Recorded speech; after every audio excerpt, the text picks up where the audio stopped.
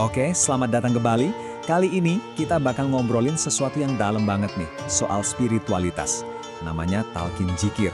Kita akan coba kupas tuntas gimana sih konsep ini benar-benar menyentuh inti dari iman kita. Coba deh, pernah kepikiran nggak gimana caranya satu kalimat, satu frasa suci itu bisa lebih dari sekedar ucapan? Maksudnya, benar-benar jadi bagian dari diri kita yang nggak bisa dipisahin lagi.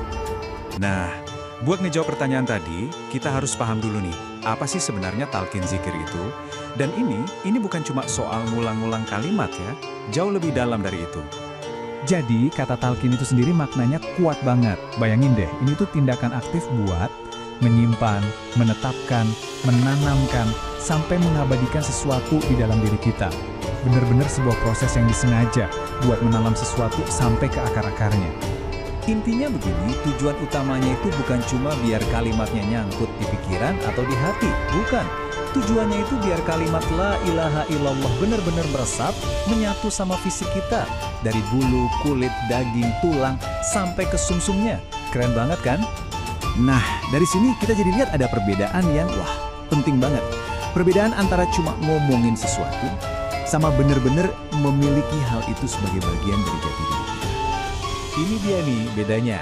Kalau cuma ngucapin La ilaha illallah di bibir, ya siapa aja bisa kan? Tapi kalau kalimat itu udah ditalkinkan, itu jadi beda cerita. Dia jadi kondisi internal, jadi satu kesatuan yang udah nggak bisa dipisahin lagi dari kita. Oke, mungkin ini kedengarannya agak abstrak ya. Menyatu dengan diri, gimana tuh? Tenang, ada analogi yang sederhana banget, tapi ampuh buat bikin kita langsung klik dan paham. Coba kita bayangin ini, garam dan rasa asinnya. Coba deh pikirin, ada nggak sih profesor kimia paling jago sekalipun yang bisa misahin garam sama rasa asinnya? Nggak akan bisa kan? Dia nggak bisa ngambil garam terus bilang, nih ini garamnya, terus yang ini rasa asinnya.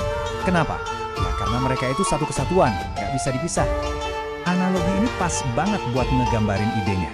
Sama persis kayak rasa asin yang ada di dalam garam, manis di dalam gula, atau pedas di dalam cabai.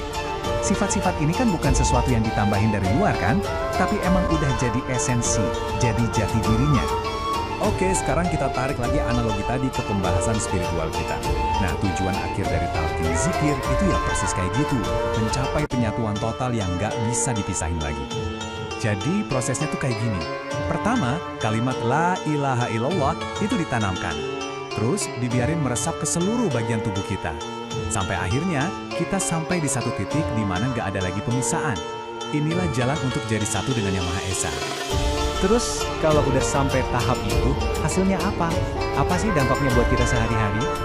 Hasilnya adalah sebuah kesadaran yang terus-menerus ada.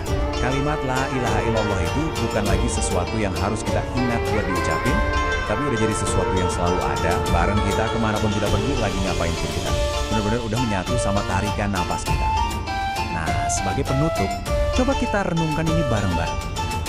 Apa ya artinya?